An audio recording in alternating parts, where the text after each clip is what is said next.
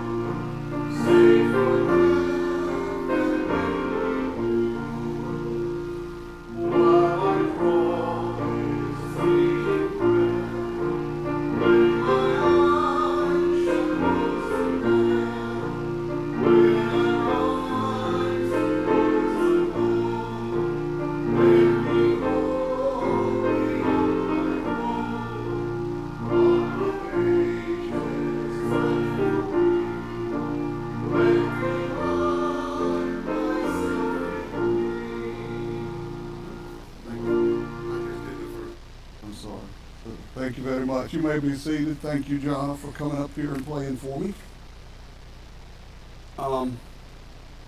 Good evening, everyone, and welcome.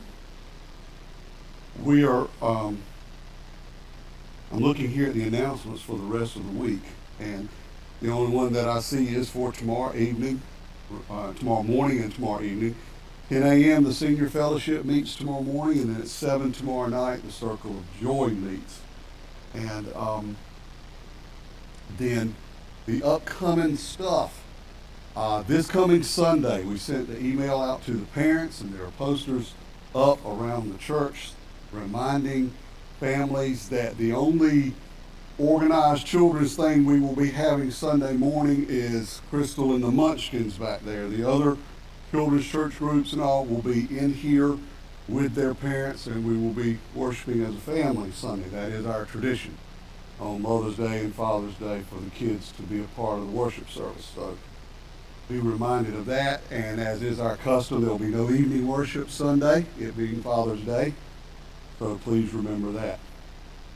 And then Monday morning, those of you parents of some 14 or 15 kids headed to Cragmont, I am told that the bus leaves Greenville at 8:15. So we will leave here. We will be taking our church bus and loading our kids and taking them to Greenville. We're going to leave here at 7:45 Monday morning. So if you happen to see the church bus at the surgery center Monday morning, it'll be because I left that station and went up to the surgery center because a very good friend of mine, Jimmy Webster's wife, is having some surgery done, and not many preachers have preachers. And he's a good friend, and so I plan to get the kids off and then run right up the street and spend some time with them, hopefully get a chance to see her before she goes into her surgery. She is also a minister. She's the pastor of Mosley's Creek in the Eastern Conference. So a prayer for them. I've tried to call Tommy Field today, the house. I haven't gotten an answer. I don't know when his surgery is. It was next Tuesday, 21st.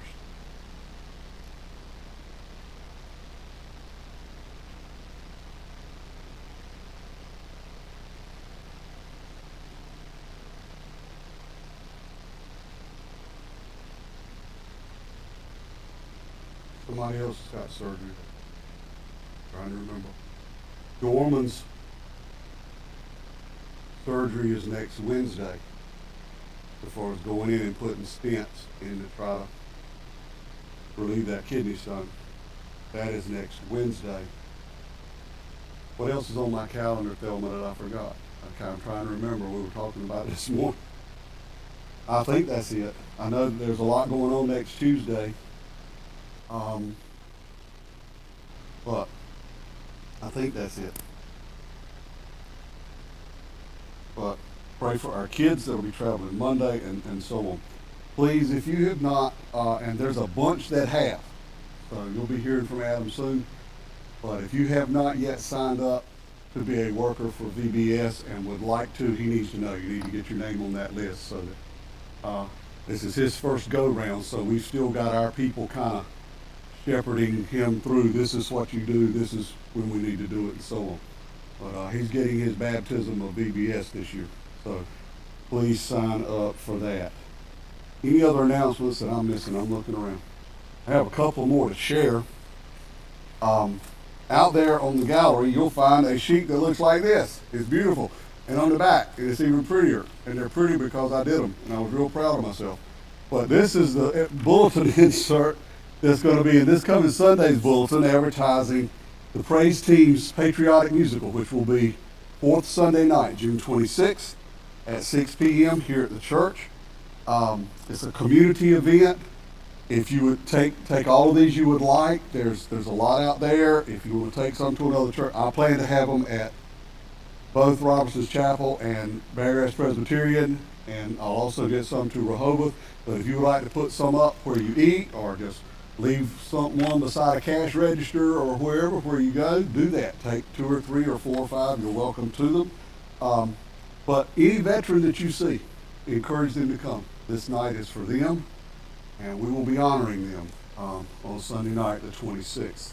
So hope you will do that. Take all you would like. Also, out there is our new church business card, which is ready, and Miss Thelma keeps getting more of them ready, because what we did was on the back, we put all the information we could put back there about our church. It's our email address is on the back of this card, our web page, and how to get there is on the back of the card, how to get to our Facebook page is on the back of the card, and then our address and phone numbers are on the front of the card, along with a picture, our new picture of our new facility. So they are out there, and you're welcome to take all of those you would like to take. And let them be a ministry tool for you. We have plenty, and we're getting more ready every day. So feel free to do that. Now, as we go into a time of prayer, let me report that little McKenna's surgery went well yesterday, and doctor was pleased. Got about a 3/4 of an inch little place right here. Didn't take him long. He's doing fine. So we're glad for that. Little ones always do. You know, they just they can bounce so quick. So, but that went well. So continue to keep her in your prayers as she kind of recuperates, gets back to normal. I was also asked to add these 2 names to the prayer list. Annie Spivey, who has heart issues, this is what's written, and Barbara Mathewson, who has lung cancer. These are sisters, from what I'm talking. What else do I need to say about this?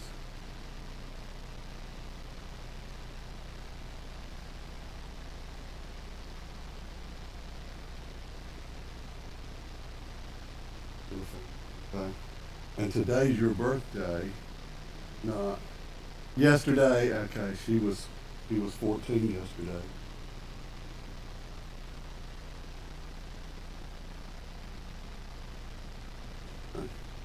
That's right, same day. So, happy birthday to all. I think today is McKinley Cherry's birthday. Saw that on Facebook. I don't remember anymore because I don't send out the birthday cards. I have help that does that. Don't have to worry about that. Are there other prayer requests tonight that anyone would like to share? Okay.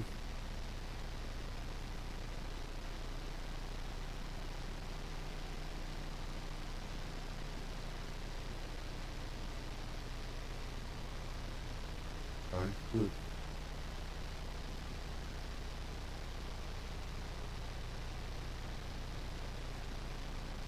That was so tragic. Down at Disney World, a 2-year-old child, about 1 foot out, in the water, was grabbed by an alligator and drug away, and they did find the remains not too long ago, earlier this afternoon. Um, that is just tragic, and just all that's going on. You kind sometimes you just wonder how people can think the way they do, act the way they act, or say the things they say. You know, regardless of how you feel about, and you know, and we have our biblical beliefs and understandings about what the Lord intended for lifestyles and how we should live, and that's not the point. The point is that He loves all life, and all life is sacred, and all of us are sinners. So none of that matters. What matters is that that's just a carnage that I just have a hard time fathoming. I just do. So sad. So yes.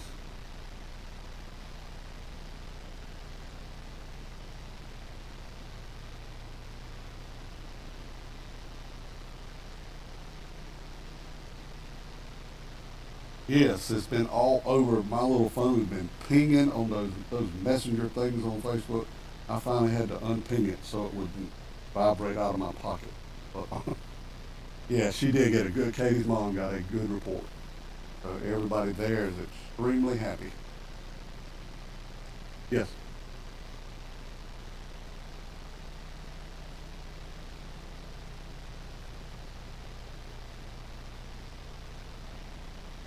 this is who?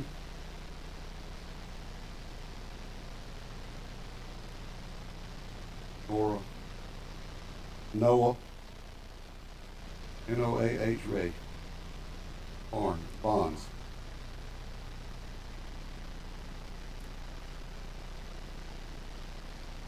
Yes. Would you turn around and it's biblical.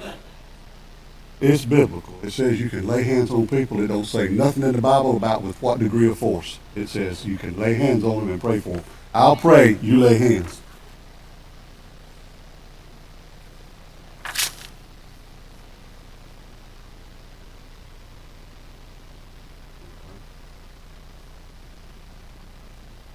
Others?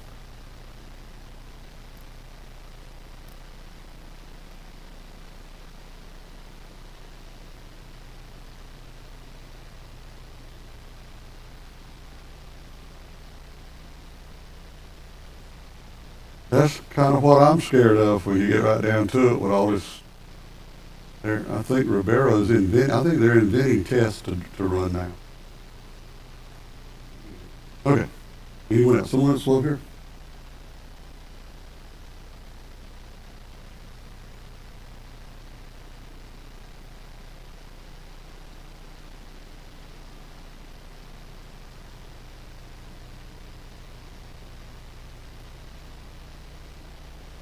Oh, that's good.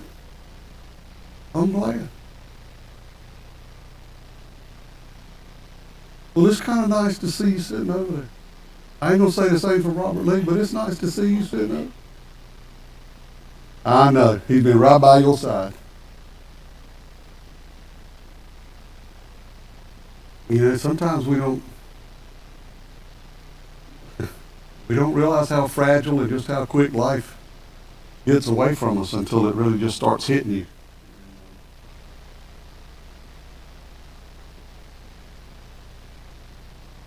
It's like Goldman said, he didn't wish all this pain he was going through on anybody. He said, called kidney stone, he said, when that sucker's moving, he said, it is a horse. He said, that's a man got a hold of him. And for those of you that have had kidney stones, we know exactly what he's talking about. It is a humbling experience, to say the least. Henry, would you lead us in prayer tonight?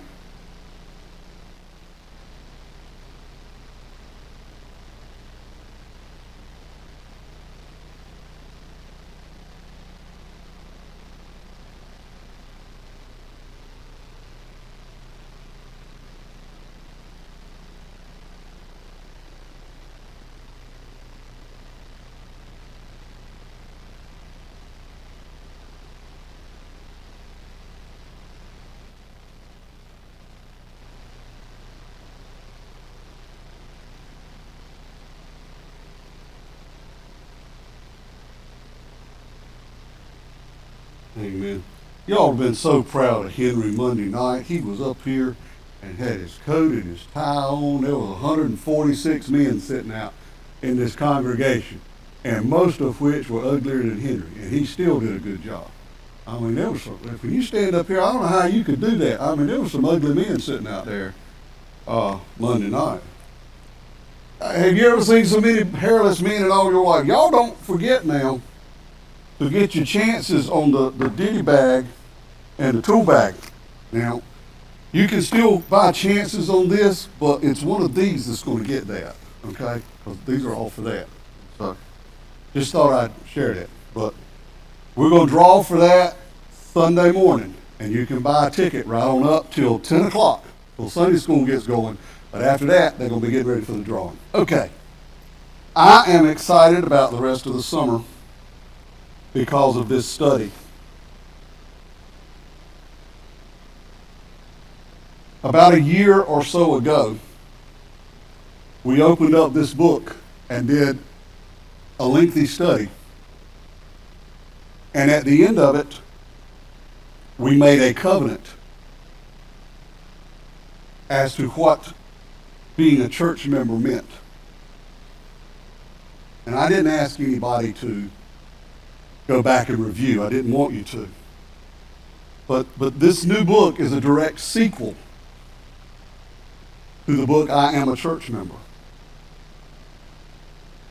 And so by way of getting into this study this summer, the appropriate place to begin is at the end of that book with the covenant that we said we made as we had finished that study. And it is as follows. It's titled this way: I am a church member. I am a church member. I like the metaphor of membership. It's not membership as in a civic organization or a country club.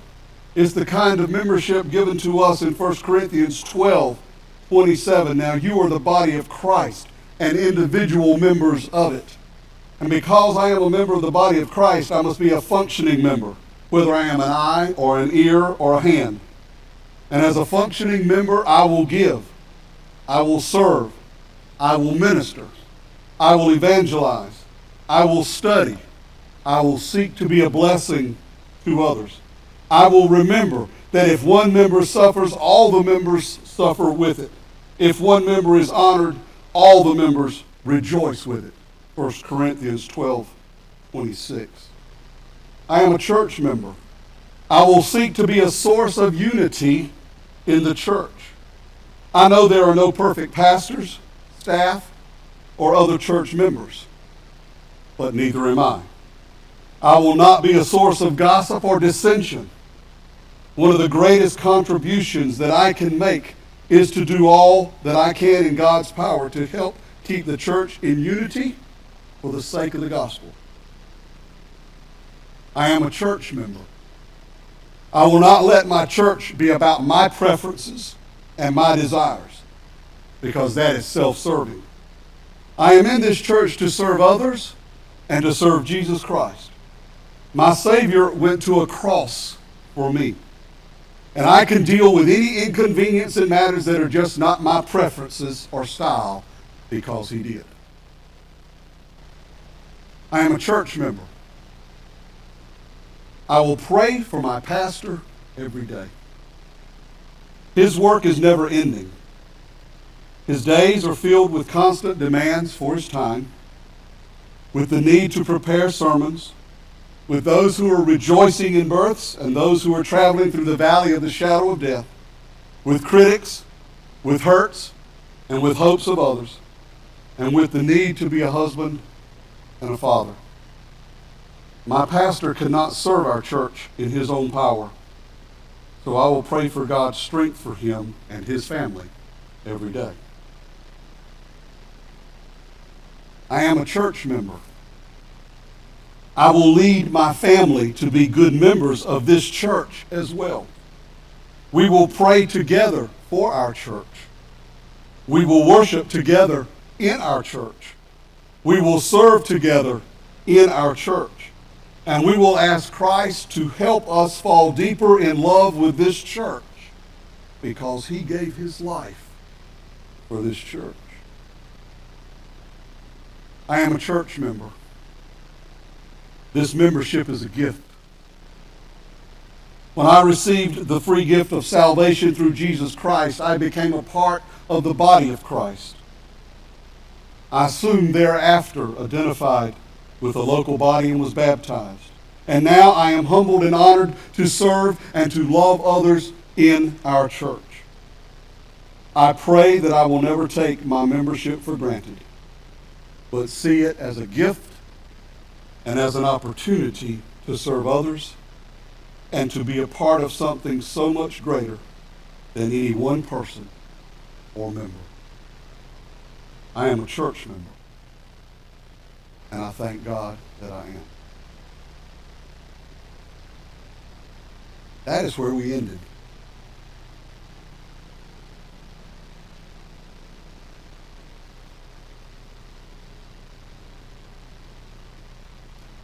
The purpose of this book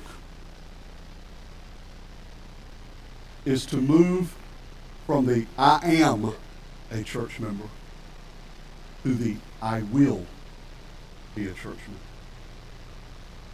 There is a difference. And Thom Rainer discovered that when he discovered why people don't stay with their churches. And so he wrote this next book as a sequel because people started missing the point. See, this book that we're getting ready to start and that we're introducing tonight and we'll be really getting into in earnest over the rest of the summer is about what we should do in our church. The I am stuff talks about how we can serve, how we were made to serve, how we should also serve. But this book deals with what we should do in our church. But Rainer's point is this. Before we can go any further talking about the things we should be doing in our church, we first have to address the issue of our attitude. I remember that little girl who said, I got an attitude and there's not nothing you can do about it. Isn't that? And then somebody, I'm going to slap you in the face or whatever because she had a little attitude. It's mine and you can't do nothing about it. Mama said, yes, I can. I can rearrange your face, but no. We need to address first, as we prepare to enter this study,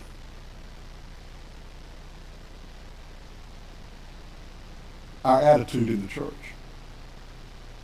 Because if we do things without the right attitude, what are we doing? We're just doing things because there's some kind of a legalistic guideline or some kind of a rule somewhere that says this is what you should do. How did we fare with rules in the Old Testament? We were kind of sorry at it. See? When we do things without the right attitude, we become frustrated. It's easy to burn out because we're just doing it for the wrong reason. But if we have the right attitude, Rainer believes that doing things just becomes a natural outgrowth of our presence here, of actually who we even are. It becomes a joyous thing. In other words, if you have the right biblically directed attitude towards your church, you will experience joy in your membership. It will be a joy to be a part of this fellowship. It will be exciting to serve in this. And the first place you begin with attitude is this. And I've already got my sermon ready for Sunday. And I declare as I was sitting down reviewing things for tonight, I'm like, man, I ought to just start right here. They need it Sunday and Wednesday. Because you see, the very first thing we need to address and understand, and by gosh, get on our knees and change if we have to, is that the right attitude means that we first and foremost recognize that no church is perfect and no one in it is either. It just isn't that way. I don't care how often you think you're right. Just because you think you are, don't make you right. We all have our opinions. We all have our views. We all have our something, and that's fine. Nothing wrong with that. But we're not always right. We're not always perfect. And the problems that most churches have is that they have people in them who refuse to acknowledge that. We expect, and if you don't, let me give you a little epiphany or something. If we have the right attitude about the church, we expect that some church members will be irritating to us. I said that with love, didn't I? Did that come out sounding like I was sharing love? I hope so.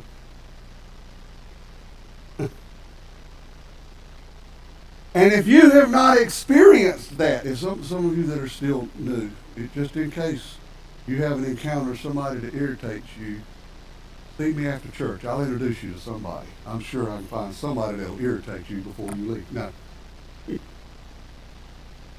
But we're different. We were made differently. Some of us are just a little bit more opinionated than others. Don't start looking around.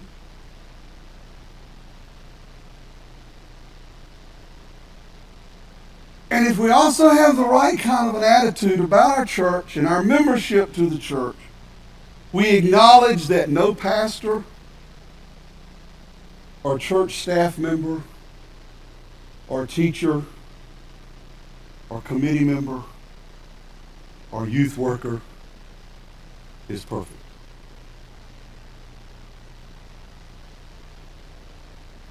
Because we're not. But because we have the right attitude, we serve anyway. We want to serve. We serve and we do, not out of some sense of an obligation, not out of some sense of a legalistic article or religious belief or tenet or anything like that, but out of an overflow of gratitude for what God has done for us through His Son. Because I'm going to tell you this, I don't care how irritating a person is, I don't care how much you get wronged in the church or talked about in the church or whatever, before you go flying off the handle at this grave disservice someone has done you, remember what God did for you. And it pales in comparison.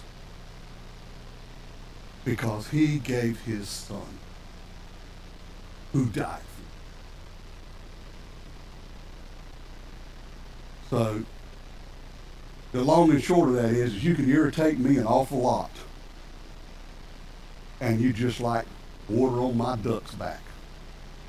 Because God's just done too much for me to let you spoil my joy. Okay? That's the kind of attitude we have to search for. Now, the subtitle of this book are 9 traits of the outwardly focused church. I don't know how many of you have had the opportunity to do some reading. But the story that provides the background is about a lady named Heather who goes through a divorce and who leaves the church. And it was almost like the divorce, which was her husband's church and her immediate acceptance and blah, blah, blah, and so on. But she became perfectly miserable. She was a sick person. She did not have the proper relationship with the church. Her spiritual life was sick. And she goes on a 4-year trek where she and her children just don't go to church. She finally wakes up and realizes that I need to be in church. My children need to be in church. And she started looking and started visiting, but she couldn't find a church.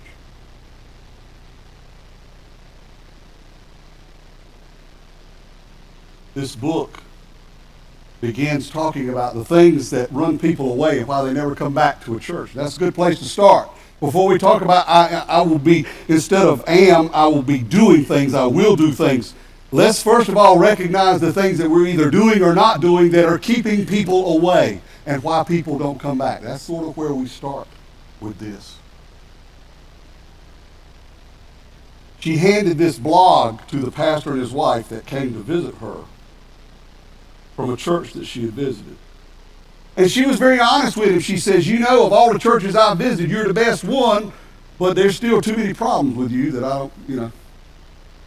And so the pastor was pretty loving. I'll let you read the story. But what I want to focus on is this blog that she put together and that she read about. And it starts on page 7 in your book, in the introduction. And you may think these things are frivolous. But let me ask you something. When you go out to eat, you go to a restaurant, and you walk in there, and that, what is supposed to be very easily seen, little black frame that says sanitation grade, and it says C. Are you going to go in there and eat? I don't know about you, but I'm not. Why? Because of the cleanliness or lack thereof or all that kind of stuff. You're just not going to do that. And we treat ourselves that way in so many areas of our lives. And we pay close attention to them. As well we should. Well, why don't we pay closer attention to things like this in our church? The top 9 things that drive away first-time guests. Unfriendly church members. I know that don't apply to a single one of y'all. The guy said in the survey, this was anticipated, but the number of responses, you know. I mean, even if they did come up and shake your hand, you could tell about how much enthusiasm. I mean, you know, it was just like, what are you doing here? We didn't go out looking for anybody. You know what? What brought you here? Don't be simple and say, my mama brought me here when I was big enough to sit on her knee or whatever. But what kept you here? What brought you here? Somebody was friendly to you. Someone reached out and made you feel welcome. You felt good about coming in here. Your child, your son, or your daughter ran right off and said, see ya, because they were happy. You know, it was because there was an air of love and friendship that brought you here. Everybody needs to feel appreciated. And they don't need it in a hypocritical way. The story's told of this couple that went to this church and they didn't come back, and the pastor sent them a card, we missed you. And then the people said, well, they live right in the community, but they still never came back. The pastor went and visited them. And they welcomed him in. They were just as nice as they could be. He says, well, you visited us 3 weeks ago, and we sent you a visitor's packet, you know, a welcome packet. And they said, yeah, we got that. And he said, well, and we gave you a call and a follow-up from the Sunday school teacher. Yeah, we got that too. She was very nice. He said, well, we haven't seen you back. And I'd like to know what it was we didn't do or could have done better. Because I'm the pastor and I want to try, our job is to reach out. Could you please tell me? He said, yeah, you could get rid of a few of those hypocrites in there. Because I walked in and saw people that I never in my life, Monday through Saturday, would have thought they would have ever been in church on Sunday.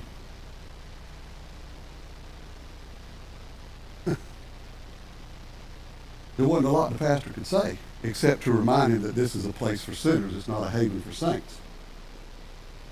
But his point was well taken. He said, that was shocking. I'm like, this doesn't mean friendly on Sunday morning when someone walks in the door. This means you have a Christian attitude of friendliness, period. There shouldn't be a difference tomorrow at work than here tonight. There shouldn't. Unsafe and unclean children's areas. Now, Donald's got a point on this. How big was that snake you ran over out there? 3.5, 4 feet long. I don't care if it was black. If I'd have seen it, I wouldn't be up here tonight. I'd still be recuperating if they got me back by shocking me. I mean, that snake will make me hurt myself. 1/3 of our average worship attendance in this church is under 18 years old. Now, where should we be putting some focus and effort and make sure we keep our attention focused? On the youth facilities that we have.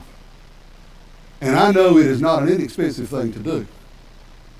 I looked at the playground we built at Cragmont.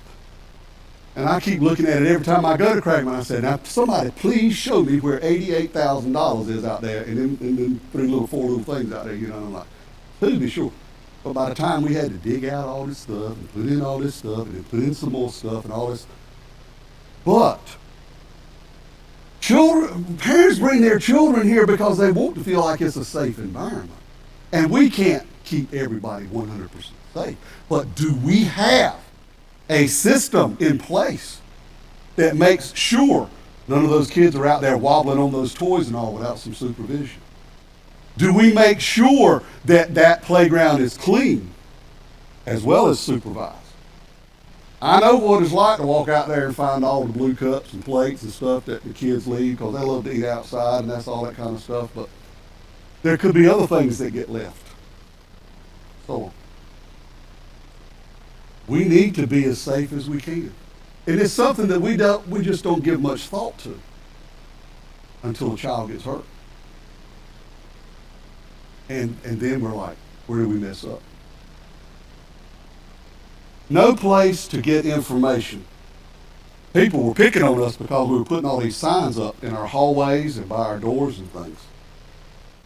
But if they don't know where to go, and if they can't see a clear path to get where it is, to what they're looking for, then we're letting them down. We know where everything is. But we had about 140 of 146 men come walking through there Monday night, and I'll guarantee you, about the only ones that knew where the bathroom was the men from Ormansville, because they had been here when Don held the revival. That guy said, yeah, I'll take a left right here. They knew.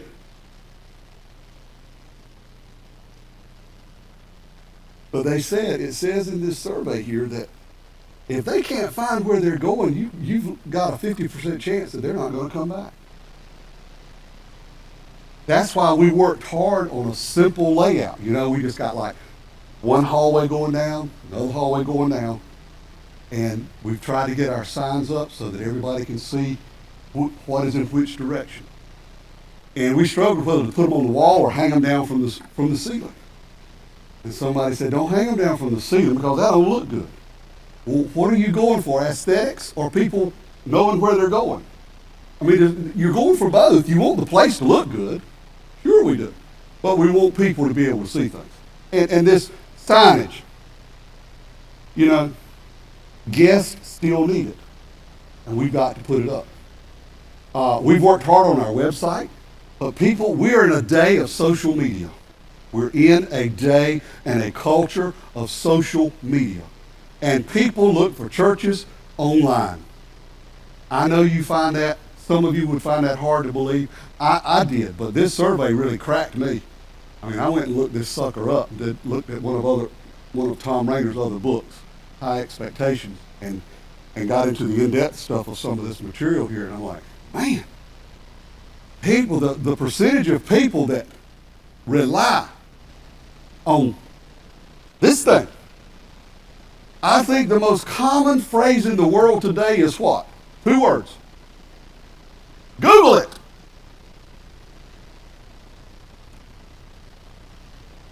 Google it. Dude told me, I said, do you remember what chapter it was in 2 Timothy? He said, I can Google it faster than I can look it up in the Bible. I said, do what? I said, I got a Bible on this phone. He said, let's see who can get there for. He had it before I could even get into the New Testament part of my Bible app. You can Google stuff, right now. And that's what people do.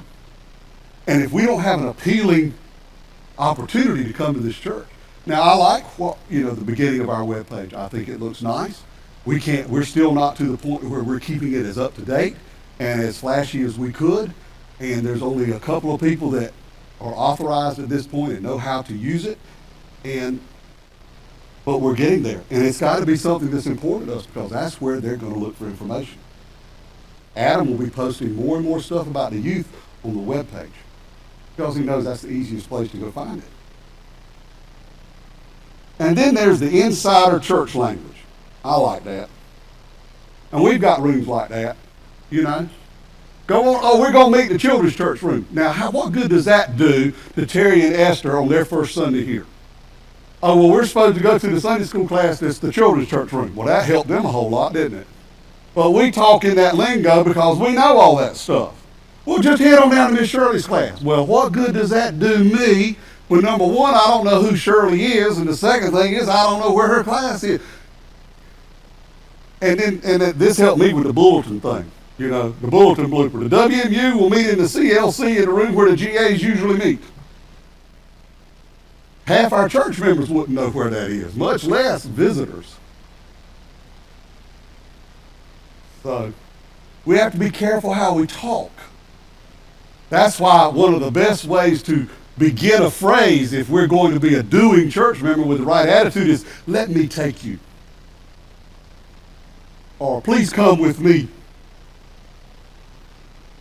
Or as we had it set up Monday night, there was one at the door, one in the middle, and one right there. I said, see that man right there? Follow him. You know, and we just kept shoving them on down to the fellowship hall. And then there's a boring service.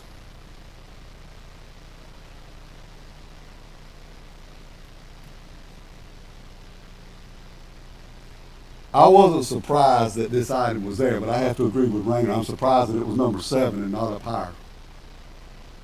I want to tell you a story. This is true. I shared this with a couple of people already. One of the workshops I had done at Ministers Conference week before last was by the pastor of First Free Will Baptist Church in Wilson. It is one of our larger churches. And he used Rainer and Victor Morgan, who's another really good church growth kind of guy, and did a survey of the church. He's been there 2 years. And the first thing he realized before he had been there many Sundays was that the pulpit committee lied to him. So this church was not what they said it was. The second thing he realized is that this church needs to come to an understanding of itself. And they did a survey. And they found out they were a sick church. They found out they were not a healthy church. They had a lot of good points, but they had other points that were very detrimental. Now, I said we've got fully 1/3, practically, of our average worship are children. They had less than 0.5%. But they didn't realize this until they started taking stock and really surveying themselves.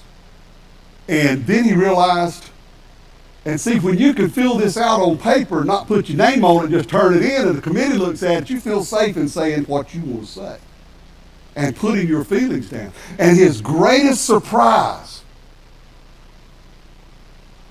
what do you think it was?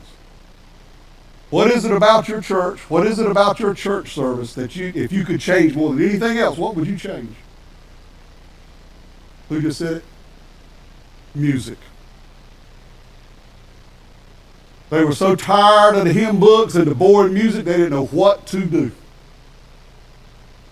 I said, yeah. And he said, we had a praise band. Plays every Sunday. Plays some music. It wasn't the special music. It was the every Sunday style of worship.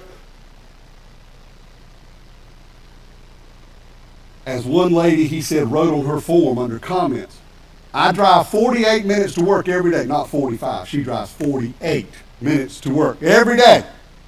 She says, and I haven't found a religious radio station yet that plays in the garden. That was exactly what she wrote. But they play some mighty good stuff, and I wish we'd sing it. And he said that was probably the most. He said if they if they just had a piano player and an organist and or a choir and didn't have a praise band that was playing along with the hymns and stuff, he might could understand. He said, but I kind of thought we were with it. He said, you can try to dress up in the garden all you want to. and put a bass guitar with it or even a set of drums. But if it don't speak to them, it don't speak to them. And he said it opened his eyes to the evolution of the church. The church and how the church is fed is evolving. So that bad service really spoke to him. They really tried to do something about it. And I hope this don't happen. Somebody walking up to somebody saying, I'm sorry, you got to move, you sitting in my pew. Oh, have mercy. Sandra Moore is the only one that can do that because she got a little stool over there right about where Dawn and Lisa are sitting in her pew tonight, because that little stool, or either, no, it's Jackie and Janet back there, with her little stool because her feet don't hit the floor. So she brought her stool so she can sit down over there and put it like that. So don't give her spot. Or at least hand her stool when you refuse to get up. And then being dirty facilities. I guess that phrase, restrooms are worse than a bad truck stop, that was the one that got me. Lord, have mercy.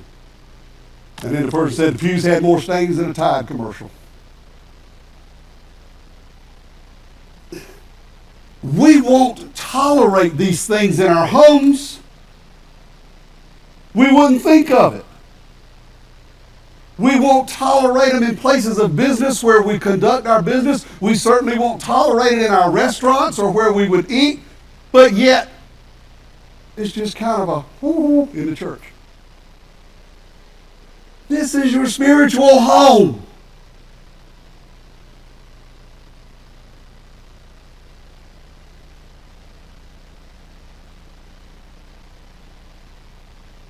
But here was the answer he gave to that Heather. People who look at things in that way, who are members of a church, you're missing the point. Instead of seeing something that you don't like and saying, I want this instead of this, or I want this instead of that, because I am a member, maybe you should consider saying, instead of I won't, change something and say, I will be a part of it. There's where the attitude and the difference. Next week, we'll start with the transition from I am to I will.